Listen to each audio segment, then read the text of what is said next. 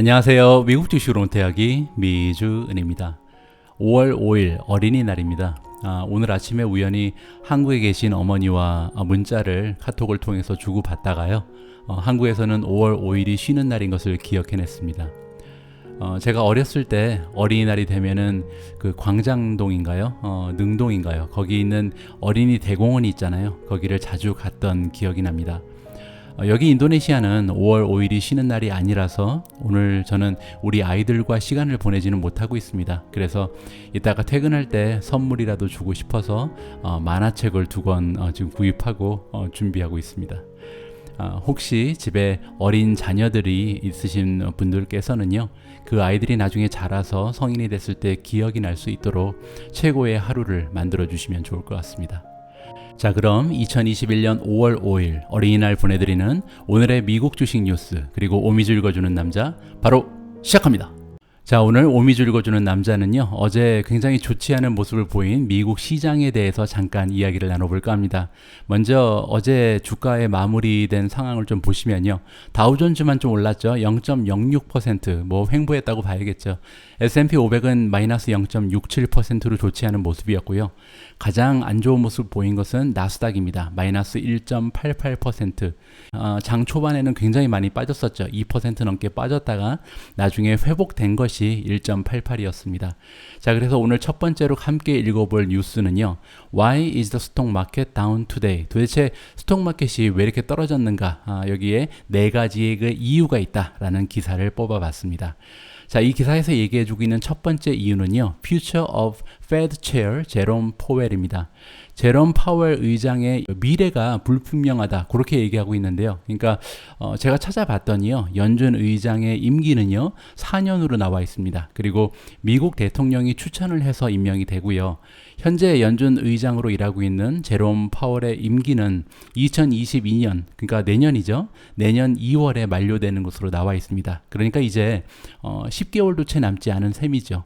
하지만 여러 가지 기사를 읽어보니까요, 4년 연장이 굉장히 가능성이 높다고 합니다. 왜냐하면 먼저 지금 제롬 파월 의장의 그 퍼포먼스가 나쁜 편이 아니잖아요. 코로나 바이러스를 거쳐오면서 성공적인 역할을 해냈다고 평가가 되고 있고요. 따라서 앞으로 이제 연준의 연속성을 보장한다는 의미에서 뭐 특별한 문제가 없으면 임기를 다시 한번 연장해 주는 게 좋겠다고 생각을 하고 있는 것 같고요. 두 번째로 현재 재무부 장관으로 일하고 있는 제닛 옐런 장관이 있잖아요. 이 두 사람이 굉장히 정책적으로 같은 방향, 그러니까 정책이 유사하다고 얘기를 합니다. 따라서 두 사람이 함께 일하면 시너지를 낼 가능성이 높다.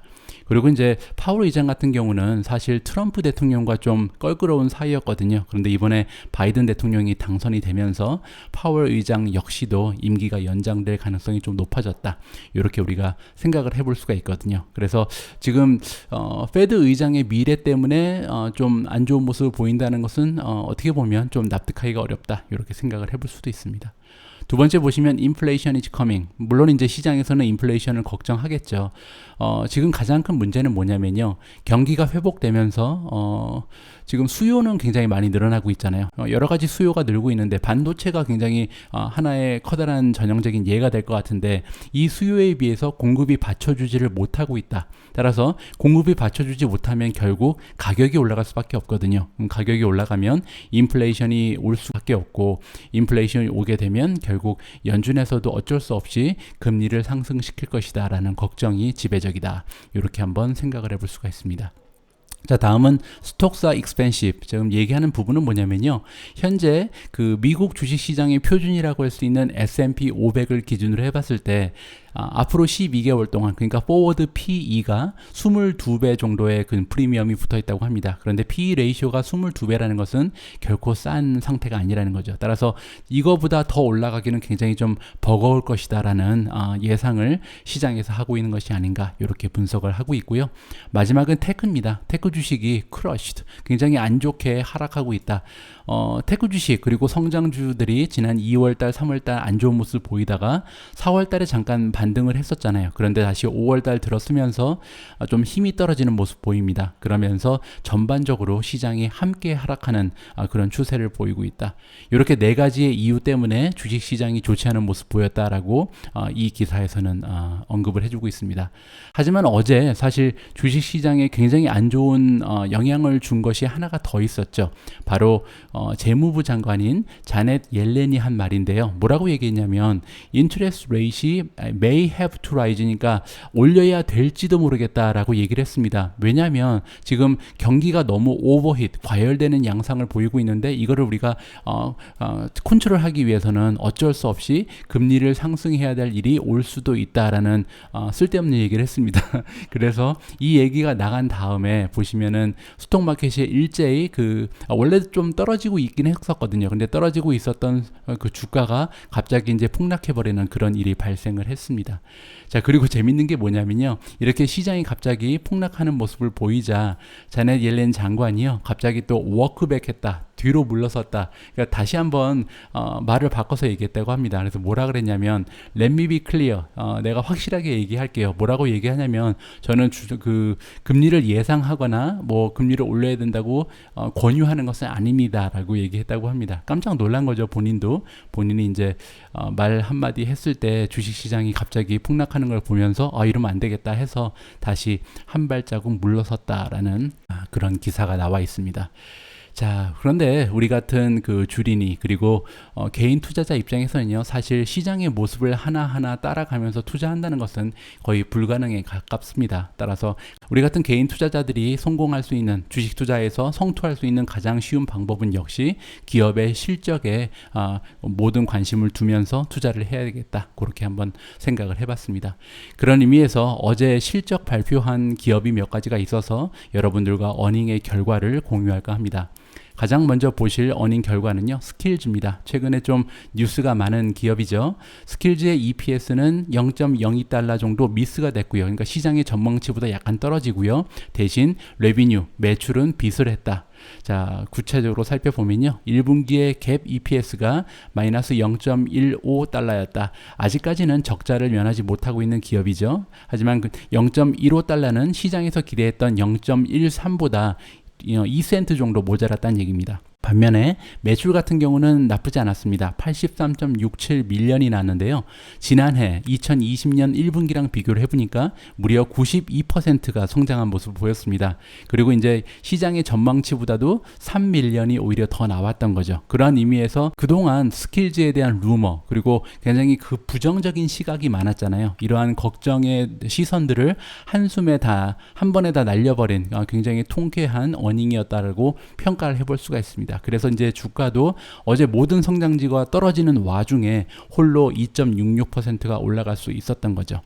조금만 더 살펴보면요. 그로스 마켓플레이스 볼륨이라는 것은 이제 전체 물량을 얘기하는 거죠. 거래액 같은 경우는 566.6 밀리언이 나왔는데 이 566.6 밀리언은 지난해에 비해서 85% 정도 성장했다. 그래서 지금 매출도 그렇고 총 거래 금액도 그렇고 굉장히 좋은 모습이죠. 그리고 이제 이번에 분기의 실적이 좋았기 때문에 스킬즈에서는 2021년 1년 동안 전반적인 매출의 기대치 가이던스도 올렸다고 합니다. 지금 375 밀리언을 2021년 1년 동안 만들어낼 거라고 예상치를 올렸다는 거죠. 만약에 이것이 이제 실현이 되면요, 작년에 비해서는 매출이 63% 올라가는 셈이 됩니다. 여러 가지로 좋은 뉴스가 스킬즈의 어닝 보고를 통해서 전해졌고요. 자, 다음 기업은 인비텔을 준비했습니다. 어제 인비텔도 어닝 발표를 했는데요. 인비텔의 EPS는 0.04달러 빗을 했고요. 역시 매출도 초과 달성했다라고 좋은 소식을 전해주고 있습니다. 1분기의 논갭 EPS는 마이너스 0.63, 역시 적자를 면하지 못하고 있죠. 갭 EPS는 마이너스 0.56인데요. 다행스러운 부분은 시장에서 기대했던 EPS보다는 4센트가 더 나온 셈입니다.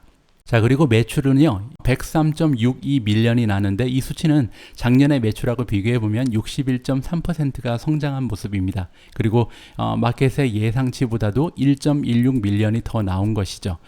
빌러블 볼륨이라는 것은 지금 거래가 된 숫자죠. 숫자가 지금 25만 9천 건이 나왔는데요. 한 분기 동안 이 수치 역시도 작년하고 비교하면 72%가 상승했다. 따라서 세 가지 모두 뭐 매출도 그렇고 어닝도 그렇고 그 다음에 이제 총 볼륨도 그렇고 전반적으로 좋은 모습이었습니다.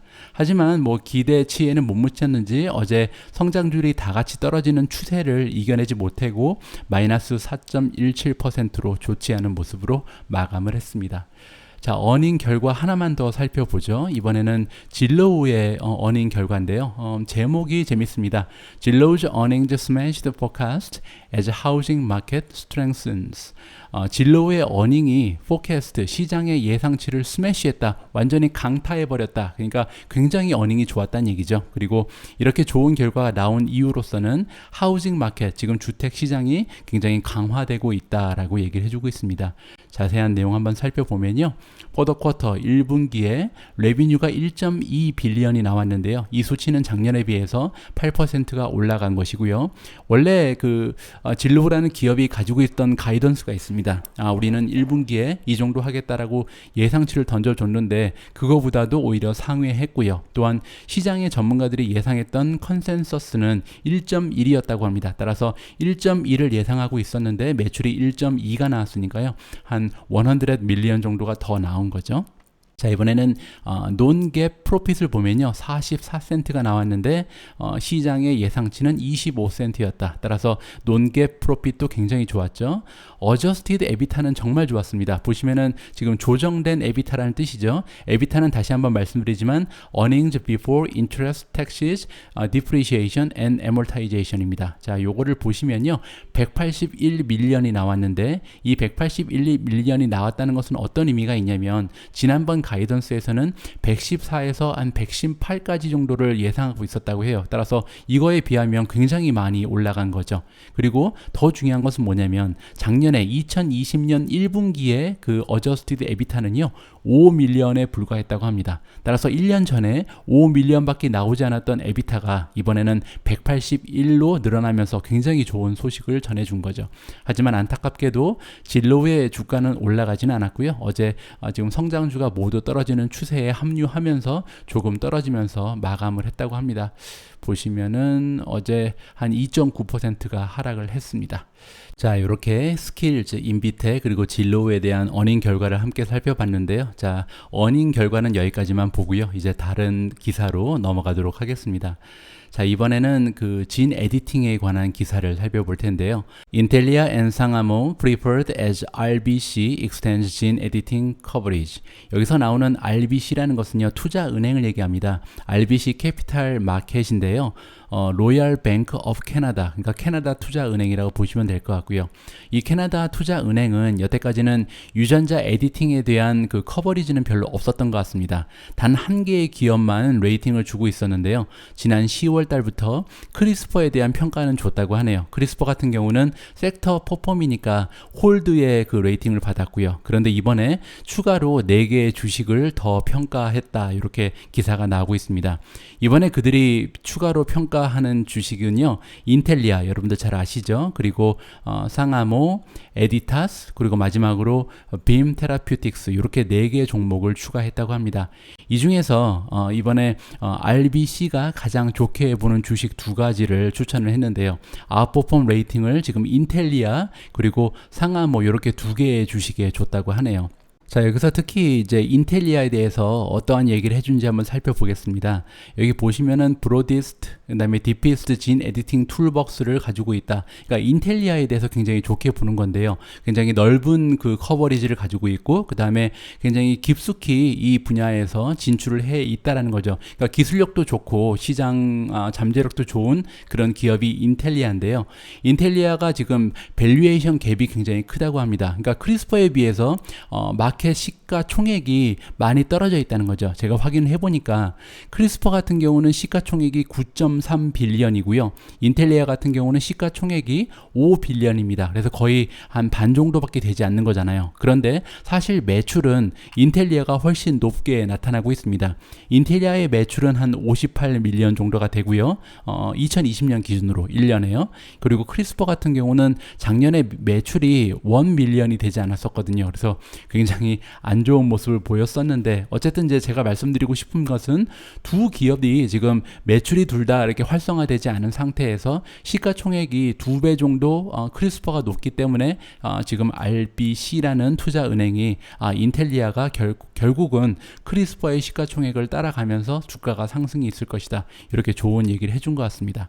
그리고 같이 그 추천된 상하모라는 그 기업을 보니까요. 현재 매출이 118밀리언, 따라서 인텔리아보다도 한 2배 정도 더 많은 거죠. 그런데 이제 시가총액은요 1.6빌리언밖에 안 됩니다. 아까 말씀드린 것처럼 크리스퍼 같은 경우는 시가총액이 9.3빌리언이고요. 인텔리아는 5빌리언이잖아요. 따라서 이 두 기업에 비하면 시가총액이 뭐 한 10%, 20% 수준밖에 되지 않는 거죠. 그럼에도 매출은 오히려 더 많은 상태이기 때문에 상하모라는 회사도 우리가 좀 관심을 가지고 지켜볼 만하지 않을까 그렇게 생각을 해봤습니다. 하지만 이제 우리가 또 하나 생각해 봐야 되는 부분은요. 크리스퍼 같은 경우는 임상 1상이 진행 중인 제품들이 굉장히 많다고 합니다. 그리고 또 하나 강점은 크리스퍼는 현금성 자산이 굉장히 많거든요. 그래서 좀 투자자 입장에서는 기다려도 투자 위험이 좀 적은 그런 기업이라 우리가 생각을 해볼 수가 있습니다. 현금성 자산이 매우 풍부하고 또 부채의 비율도 굉장히 낮은 것으로 나와 있거든요. 그리고 혹시 이제 그 궁금하신 분들을 위해서 말씀을 드리면 크리스퍼와 인텔리아는 둘 다 그 혈액 유전병을 연구하는 기업이잖아요. 근데 굉장히 커다란 차이점이 하나 있다고 합니다. 인텔리아 같은 경우는 인비보라고 부르고요. 크리스퍼 같은 경우는 엑스비보라고 부릅니다. 이 비보라는 단어 VIVO를 사전에서 찾아보시면요. 체내의 그런 뜻이거든요. 따라서 인텔리아는 몸 안에다가 유전자 가위를 직접 투여한다고 합니다. 그래서 그 유전자 가위 자체가 이제 병을 치료하는 거죠. 반면에 크리스퍼 같은 경우는 엑스비보, 그러니까 체외의 치료법을 이용하는 거잖아요. 그래서 유전자 가위를 직접 체내로 투여하는 것이 아니고요. 유전자 가위를 이용해서 어떠한 새로운 의약품을 만들어서 그 약을 체내로 투여한다. 이렇게 두 가지 기업이 다른 방향으로 접근을 하고 있다. 이렇게 생각을 하시면 될 것 같습니다. 자, 다음 기사는요. 펀드 스트레치의 탐 리라는 분석가가 내놓은 내용을 가지고 기사가 작성이 됐는데요. 여러분들 잘 아시는 것처럼 톰 리라는 분은 한국계 미국인으로 유명합니다. 이렇게 생긴 분이죠. 미국 증시에서도 굉장히 인정을 받는 실력이 있는 분석가로 유명한 것 같습니다. 자, 이분이 말씀하시는 부분을 살펴보면요. Entire Energy Complex, 그러니까 에너지의 전반적인 섹터가 지금 매수 시점이다라는 이야기를 던져주고 있습니다. 자세한 내용 한번 살펴볼게요. 내 생각으로는 에너지 섹터가 전반적으로 다 지금 매수 시점이다. 왜냐하면 지금 그 구조적인 면을 봤을 때 에너지 산업 그리고 에너지 기업들이 굉장히 좋은 수요와 공급의 그 균형을 이루고 있다라고 얘기해주고 있죠. 지난 10년을 봤을 때 이렇게까지 수요와 공급이 잘 맞아떨어진 적이 없다는 거죠. 여러분들 잘 아시는 것처럼 팬데믹 동안에 에너지 섹터가 굉장히 타격이 심했습니다. 어떻게 보면 가장 타격이 심한 부분이었죠. 왜냐하면 사람들이 움직이기를 않으니까요. 그런데 이번에 이제 코비드 19에 대한 백신이 퍼져나가면서 사람들이 긍정적으로 이제 돌아다니기 시작하면서 이미 그 오일 가격은 많이 올라갔잖아요. 그리고 또한 그 에너지 섹터의 ETF 가격도 많이 상승한 것이 사실입니다. 지금 1월 달부터 지금까지 에너지 섹터의 ETF 가격이 34% 정도 올라갔다고 하네요. 그럼에도 불구하고 톰 리에 의하면 이분이 어떻게 얘기하고 있냐면 아직까지도 투자 기회가 남아있다라고 얘기하는 거죠. 그러면서 이제 예를 하나 주어졌는데 이 예가 그럴듯합니다. 지금 OIH라는 ETF가 있는데요. 이 ETF의 가격이 현재 193.29달러에 형성이 되어 있다고 합니다. 그런데 지금 톰 리가 얘기하는 건 뭐냐면 오일 가격이 배럴당 70달러였을 때 이 ETF의 가격이 450 이하인 적이 역사적으로 없다는 거죠. 그리고 또한 오일 가격이 80달러까지 올라갔을 때는 이 ETF의 가격이 600 이하로 형성된 적이 없다고 합니다. 그런데 지금 현재 유가가 거의 70달러 가까이 올라갔잖아요. 따라서 이 OIH ETF의 주가가 현재 450 가까이 형성이 돼야 되는데 지금 190밖에 되지 않는다는 거예요. 따라서 앞으로 계속 올라갈 여지가 많이 남아있다는 거죠. 요 밑에 나와 있는 부분은 뭐냐면요. 골드만삭스의 예상치에 의하면 서드 쿼터, 그러니까 3분기 정도가 되면 오일 가격이 배럴당 80까지 올라갈 것이라고 지금 예상을 하고 있습니다. 골드만삭스의 예상치고요. 만약에 골드만삭스의 예상치가 실현되면 그럼 80까지 올라간다는 얘기잖아요. 그러면 이 ETF OIH ETF의 가격은 현재 200 정도에서 600까지 한 3배 정도로 올라갈 가능성이 있다. 이것이 톰 리그의 논리입니다. 여러분들 참고하시면 좋을 것 같고요. 자, 우리가 다음에 함께 읽어볼 기사는요, 로블록스에 관한 기사를 준비했습니다. JP 모간이 드디어 로블록스에 대한 평가를 하기 시작했다. 커버리지라는 것은 드디어 이제 이 기업, 이 주식을 다루기 시작했다라고 보면 되거든요. 여러분들 아시는 것처럼 로블록스 같은 경우는 상장한 지 얼마 되지 않았잖아요. 이렇게 상장한 지 얼마 되지 않은 기업들은 많은 투자 회사에서 좀 아직까지는 커버를 안 할 가능성이 있는데, 이번에 JP 모간이 드디어 로블록스에 대한 첫 번째 평가를 내놓았다. 이렇게 이해를 하시면 될 것 같습니다. 이번에 JP 모간이 얘기하는 것은요, 로블록스 같은 경우는 비디오 게임, 그러니까 애들을 위한 비디오 게임을 만드는 회사지만 그게 다가 아니다. 어떻게 보면은 소셜라이즈를 할 수 있게, 그러니까 버추얼 리얼리티에 들어가서 소셜라이징을 할 수 있는 메가버스로 좀 평가를 하고 있는 것 같습니다. 그러면서 이번에 프라이스 타겟을 $85를 줬는데요. 지금 현재 주가랑 비교를 해보면 20% 가까이 상승 여력이 있는 것으로 평가가 되고 있습니다. 자, 그리고 요 밑에 보시면은 로블록스에 대한 평가가 이어지는데요. 장기적으로 봤을 때 로블록스의 메가버스는 이 기업을, 그러니까 로블록스라는 기업을 다른 비즈니스 쪽으로 끌고 갈 가능성이 높다는 거죠. 그러니까 사업 영역이 확대될 것이라는 겁니다. 그러면서 소셜 메디어를 닮아갈 것이다. 그리고 다른 산업 쪽으로도 성장할 수 있다. 이러한 얘기를 JP 모간이 해줬다고 합니다.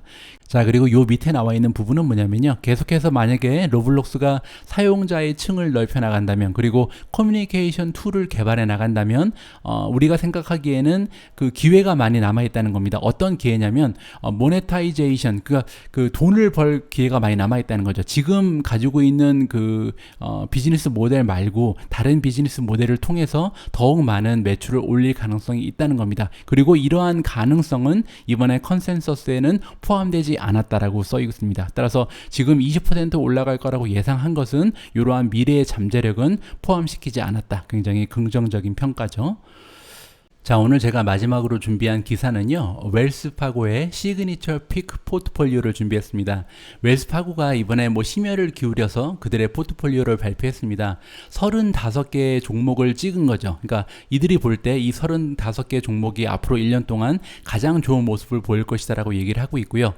이번에 이렇게 35개의 종목을 선택하면서 어떠한 점을 염두에 뒀는지 설명이 나와 있습니다. 보시면 일단은 프라이스 타겟이 15% 이상이다. 그러니까 1년 내에 15% 이상 올라갈 수 있는 모멘텀이 있는 주식을 주로 다뤘다고 하고요. 그러니까 장기적인 관점은 아니고 지금 1년을 기준으로 했을 때 가장 좋은 주식을 가지고 이번에 포트폴리오를 만든 것입니다. 두 번째를 보시면 웰스파고에 있는 리서치 애널리스트들이 모두 오버웨이트, 그러니까 매수를 준 종목이고, 그리고 하이 컨빅션이라는 것은 뭐냐면요, 굉장히 확신을 가지고 있는 그런 종목만 포함을 시켰다고 합니다. 또한 이번에 이제 이렇게 리서치 애널리스트들이 추천한 종목을 가지고 피크 커미티를 만들어서 이 웰스파고의 커미티가 통과를 시킨 주식만, 따라서 여러 명의 의견이 다 녹아있다라는 점을 강조를 해주고 있는 거죠. 마지막으로 얘기하는 것은 뭐냐면요, 에브리지 데일리 볼륨, 그러니까 지난 6개월 동안 매일매일 그 주식의 그 매매 양이 있잖아요. 그게 최소한 5밀리언이 넘는, 따라서 굉장히 매매량이 많은, 평균 매매량이 많은 그런 주식만 포함을 했다. 자, 이렇게 4가지의 조건을 만족시키는 주식만 이번에 35개를 뽑아서 포트폴리오를 만들었다고 합니다. 자, 과연 웰스파고가 만든 시그니처 포트폴리오에는 어떠한 주식들이 들어가 있는지 함께 살펴보도록 하겠습니다. 자, 일단 개별 종목을 보기 전에요, 각 섹터별로 차지하는 비중을 먼저 설명을 드리면요, 커뮤니케이션 서비스가 통신이죠, 14.8%가 포함이 되어 있다고 하고요. 그 다음에 두 번째로 컨슈머 디스크레셔너리가 12.8%입니다. 컨슈머 스테이플즈는 5.2%. 여러분들 혹시 컨슈머 디스크레셔너리 그리고 스테이플즈가 약간 헷갈리는 분들을 위해서 말씀드리면, 컨슈머 디스크레셔너리라는 것은 우리가 보통 경기 소비재라고 얘기하는 겁니다. 경기가 좋아지면 사업이 잘 되고요, 경기가 나빠지면 좀 비즈니스가 수축되는 이러한 기업들을 우리가 컨슈머 디스크레셔너리에 포함을 시키죠. 예를 들어서 호텔업이라든지 여행업이라든지 자동차, 외식, 이렇게 우리가 굳이 이 부분에 돈을 쓰지 않아도 사는데 아무 지장이 없는 있는 그런 사업들이 있죠. 그런 게 컨슈머 디스크레셔너리라고 보면 되고요. 반면에 우리가 경기가 아무리 나빠도 계속해서 소비를 해야 되는 그런 비즈니스가 있죠. 그런 걸 우리가 컨슈머 스테이플즈라고 합니다. 이런 기업에는 뭐 담배를 파는 기업, 아니면 치약, 월마트, 그 다음에 코카콜라, 이런 거는 사실 우리가 경기가 아무리 나빠도 계속해서 사용을 하잖아요. 그러한 기업들을 모아놓은 것을 컨슈머 스테이플즈라고 부른다. 이렇게 구별을 하시면 됩니다. 자, 에너지 같은 경우는 2.6%, 파이낸셜이 11.6%, 헬스케어가 13.1%, 인더스트리얼 8.2%, 인포메이션 테크놀로지, IT가 23%로 가장 높은 비율을 차지했고요.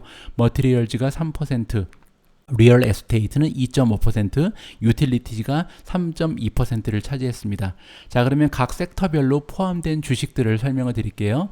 커뮤니케이션, 통신주 같은 경우는 페이스북, 알파벳, 그 다음에 카들리틱스가 들어갔고요. 케이블 원도 포함이 됐습니다. 카들리틱스라는 기업은요, 마케팅 회사라고 보시면 되고요. 케이블 원은 그 브로드밴드를 제공하는 프로바이더라고 보시면 될 것 같습니다. 자, 컨슈머 디스크레셔너리에 들어가는 주식은요, 아마존 당연히 포함이 됐겠죠. 오토존, 엑스페디아, 갭, 메리엇, 그리고 레스토랑트 브랜즈가 포함이 됐습니다. 뭐 오토존 같은 경우는 여러분들 이름만 봐도 아실 수 있는 것처럼 자동차 부품이라든지 아니면은 액세서리를 판매하는 그런 기업이고요. 레스토랑 브랜즈도 굉장히 유명한 기업이죠. 여러분들 잘 아시는 버거킹, 그리고 파파이스를 가지고 있는 그런 외식 산업 기업이라고 보시면 될 것 같습니다. 자, 그리고 컨슈머 스테이플즈에 포함되는 기업은요, 에스티로더 화장품 회사죠. 그리고 시스코 같은 경우는 미국의 최대 식료품 회사라고 보시면 됩니다. 다음은 에너지고요. 대본 에너지가 포함되어 있고, 파이낸셜 J는 뱅크 오브 아메리카, 아치캐피탈, 시그니처 뱅크, 그 다음에 T 로어 프라이스가 들어가 있습니다. 헬스케어 섹터를 보면요, 존슨앤존스, 아반토, 메드트로닉이라는 대형 회사고요. 그 다음에 지머, 바이오맷, 이렇게 4개의 기업이 포함되어 있습니다. 인더스트리얼즈는 아메텍, 노포크 서든, 우버가 들어가 있네요. 인포메이션 테크놀로지 같은 경우는 애플, 시스코, 마스터카드, NXP 세미컨덕터, 그 다음에 코보, 시놉식스가 들어가 있습니다. 시놉시스 같은 경우는 반도체 디자인을 자동화하는 프로그램, 소프트웨어를 제공하는 그런 기업이라고 보시면 됩니다. 이렇게 35개의 기업을 향후 1년 동안 가장 좋은 모습을 보일 기업이라고 지금 웰스파고가 골라줬다. 이렇게 참고를 하시면 될 것 같습니다. 자, 오늘 오미주님께서 여러분을 위해서 준비한 영상을 소개하도록 하겠습니다. 코인베이스와 CNBC의 인터뷰 영상인데요. 이번 영상을 보시면 아시겠지만 비트코인이 향후 1밀리언까지 올라갈 수 있다라는 이야기가 나옵니다. 과연 어떠한 논리를 가지고 이러한 주장을 펼치는지 한번 살펴보면 재미있을 것 같습니다. 그리고 최근에 에더리움과 비트코인을 비교하는 그런 영상도 좀 나오고 있는데요. 이번 인터뷰에서도 이 두 가지 중에 어떠한 것이 더 나은 미래를 보여줄 것인지 여기에 대한 얘기도 나오니까요. 끝까지 한번 살펴보시는 것도 좋을 것 같습니다. 오늘도 영상 마지막까지 함께 해주신 모든 분들께 감사의 말씀을 드리고요. 남아있는 5월 5일 어린이날 행복한 저녁 되시기 바랍니다. 우리 모두가 미국 주식 투자로 은퇴하는 그날까지 다 함께 화이팅입니다. 행복한 하루 되세요. 감사합니다.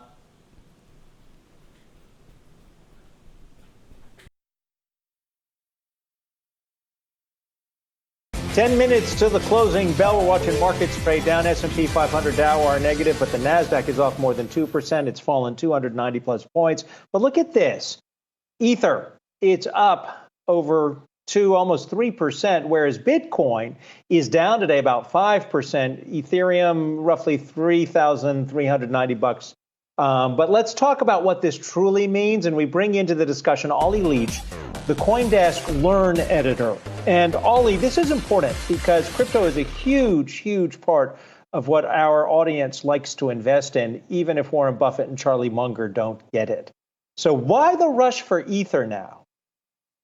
Yeah, so basically one of the big problems with Ethereum right now is that people are overpaying for fees, and this is something that's been happening for a while. And obviously as Ethereum becomes more popular, it becomes more congested, and there's more likely people are overpaying fees. So in the next couple of months, there's going to be this upgrade that will basically introduce a fixed fee. Ollie, when you take a look at what's happening to Bitcoin today, we have Bitcoin off just around another 5%, although still holding well above $50,000. What do you make of the losses that we're seeing in Bitcoin, comparing it to the gains that we're seeing in Ether, like you were just talking about, and also in Dogecoin today? Yeah, I mean, Dogecoin is a different thing altogether. But with crypto, we always see these two cycles, right? You always see Bitcoin have these run-ups and Ethereum and other altcoins don't, and then there's this sort of reversal. And right now, with the decentralized finance space and Ethereum doing so well, altcoins are now starting to rise. Bitcoin's just taking a bit of a back seat now. And obviously, Dogecoin as well is having this insane run-up fueled by celebrity endorsement, obviously Elon Musk, and obviously all this social media hype behind it.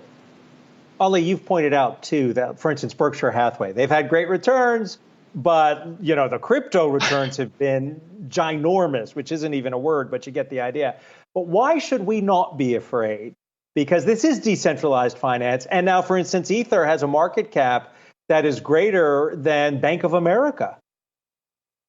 Yeah, absolutely. And I can understand why a lot of people in the traditional space would be concerned. And there is, by all means, it's an unregulated space for the most part. So there are risks associated with it. But that being said, you know, decentralized finance space where a lot of people are making money right now in these decentralized applications, they're run by smart contracts. There is some degree of autonomy about these things. They're not run by these third parties that can disappear. So yeah, it's definitely an interesting one, and to a traditional financial person like Berkshire Hathaway people, I can understand why it's so scary. Ollie, when you take a look at Ethereum, Ether versus Bitcoin, what's the better bet, do you think, for the long run? Oh, that's a good question.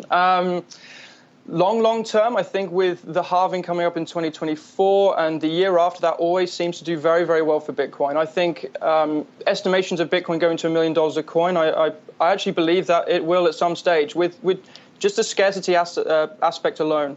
It makes it an incredibly exciting asset to hold. Ethereum, though, brings in this other element of utility that we just don't have with Bitcoin. We have the emergence of NFTs. We have this decentralized finance space. It's really difficult to say how far Ethereum could go. There's a lot of competition now in the space for these decentralized applications. So they may eat into Ethereum's lunch, whereas Bitcoin is kind of uncontested. Charlie, Ollie, I realize you just said Bitcoin going to $1 million a coin. Today it's $54,495. I know the people watching, their ears perked up. Can't time a market. Can you give us a timeline on your prediction? Because that's a headline. It's a headline for sure, and I don't know. It's if you look at the stock to flow model, which is a really popular metric for gauging the potential price rise of Bitcoin. It's fairly accurate, and it's plotted it well above $100,000 during this cycle alone. Obviously, with the next halving in 2024. The year after the halving always seems to create this huge rise, and that's what we're seeing now. The last halving for Bitcoin was in 2020, and we're now in 2021, and we've already seen prices explode beyond the all-time high of 20,000. We've tripled that. We're at 60,000. So yeah, it's possible. I really do believe it's possible. I don't know when, but it's after 2025. That's what I think. All right. Well, we got our headline. Ollie Leach, CoinDesk's Learn Editor. Good to have you here, and we look forward to your return.